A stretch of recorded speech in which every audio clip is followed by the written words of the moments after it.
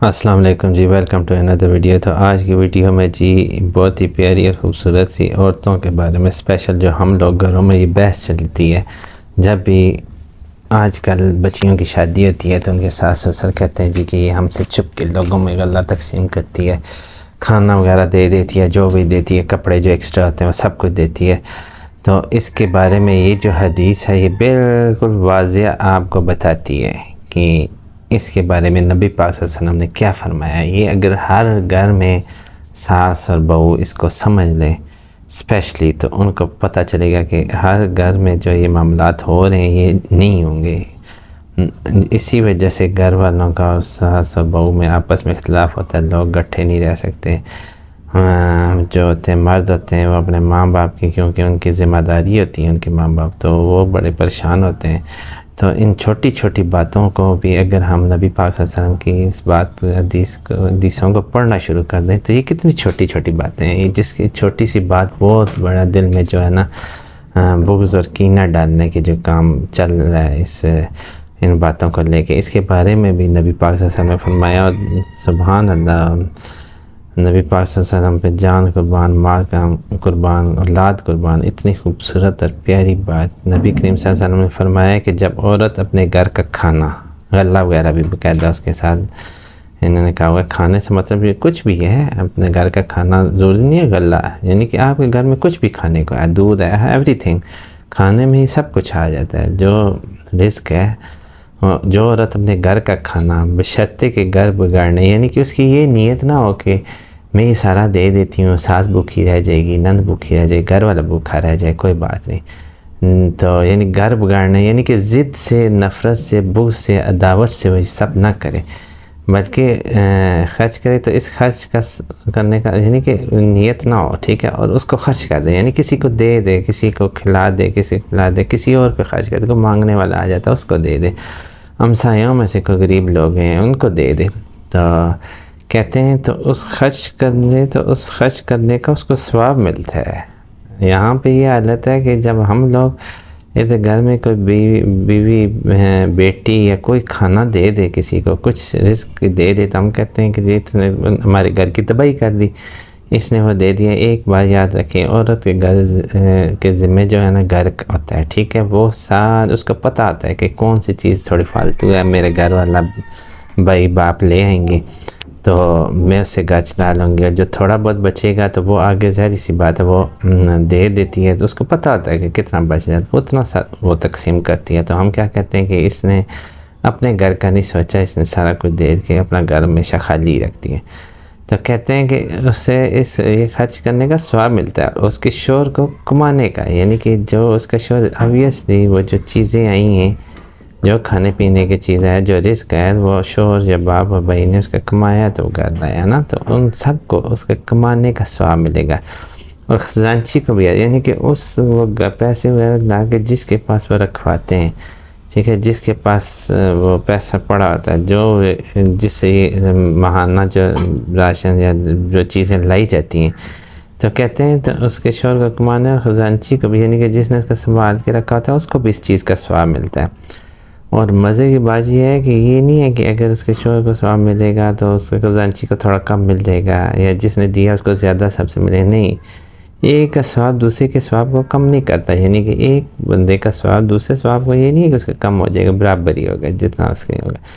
تو سوچیں کہ آج کل اس بات پہ کتنے گھر، آج کل ہر تیسرے گھر میں تباہی سی چیز کی وجہ سے ہوتی ہے کہ یہ ہمارے گھر کے ساتھ مخلص نہیں ہے، ٹھیک ہے، اس کا ایک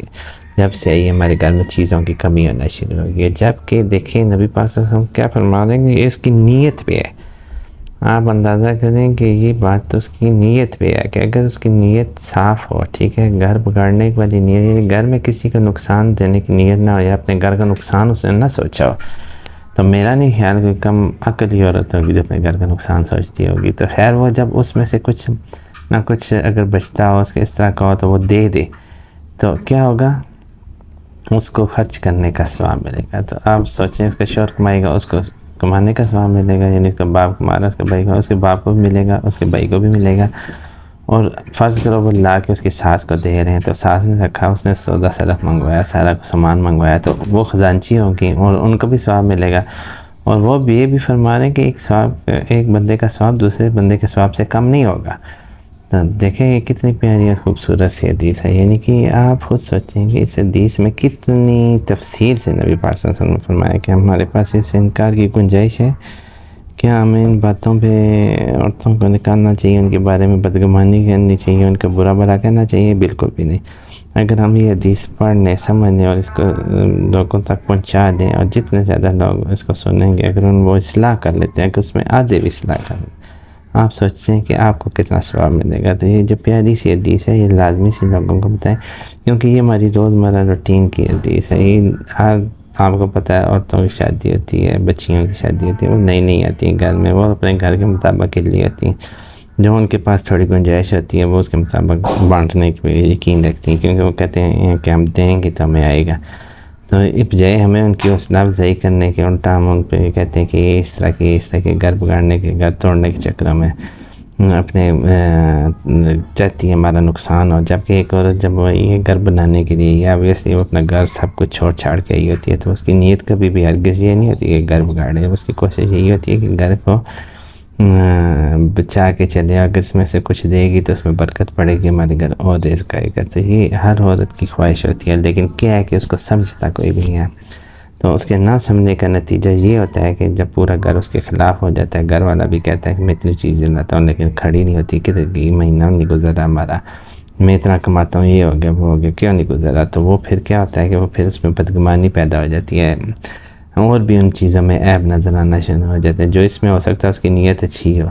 لیکن کیا ہے کہ وہ اس کو غلط لگیں گے، کیونکہ اس نے یہ جو کیا ہوتا ہے کہ اس نے راشن دے دیا ہوتا ہے، کھانا دے دیا ہوتا ہے، ایکسٹرا کوئی چیز جو ہمارے پاس پڑی ہوتی ہے وہ تقسیم کر دیتی ہے۔ تو عورتوں میں یہ جو بات ہوتی ہے انتہائی اچھی ہوتی ہے، وہ اس وجہ سے کہ اگر وہ تقسیم کرتی ہیں تو اللہ تعالیٰ آگے اور دیتا ہے نا۔ جب آپ خرچ ہی نہیں کریں گے اللہ کے راستے میں، نیکی کی نیت سے خرچ ہی نہیں کریں گے، تو اللہ تعالیٰ آپ کو برکت کس طرح دے گا؟ غلے میں، اناج میں، ہر کسی چیز میں کس طرح برکت پڑے گی؟ گھر میں بھی نہیں ہو سکتی۔ رشتوں میں برکت اسی طرح پڑتی ہے کہ آپ نیک نیتی سے ہر رشتے کے ساتھ مخلص ہوں گے تو اس میں برکت پڑے گی۔ تو یہ ایک بہت اچھا پیاری سی حدیث ہے، اور اس حدیث کو سن کے ہمیں اس پہ عمل کرنا چاہیے، اور اس پہ غور و فکر کرنا چاہیے، اور سوچنا چاہیے کہ آج سے 1400 سال پہلے ہمارے نبی پاک صلی اللہ علیہ وسلم نے جو حدیث بیان کی ہے، اس کا مقصد اس وقت آپ سوچیں کہ وہ بیان کریں جب کہ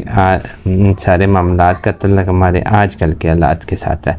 تو یہ سارا کچھ ہمارے ساتھ آج پیش آ رہا ہے، تو اس میں ہمارے نبی پاک صلی اللہ علیہ وسلم نے جو بیان کر دیا اس کو عمل کریں، اور اس کو اپنی زندگی میں لے کے آئیں کہ ہمارے جو معاملات ہیں وہ درست ہو جائیں، اور ہمیں اس کے مطابق اجر و ثواب ملے۔ تو آج کی ویڈیو اگر آپ کو اچھی لگی ہو تو لائک اینڈ شیئر کر دیں، اور چینل کو لازمی سے سبسکرائب کر دیجیے گا۔ ملتے ہیں کسی نیکسٹ ویڈیو میں،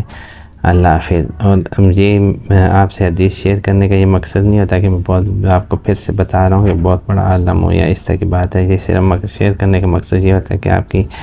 رہنمائی کی جا سکے، آپ تک اس حدیث کو پہنچایا جا سکے۔ بہت شکریہ جی، اللہ حافظ۔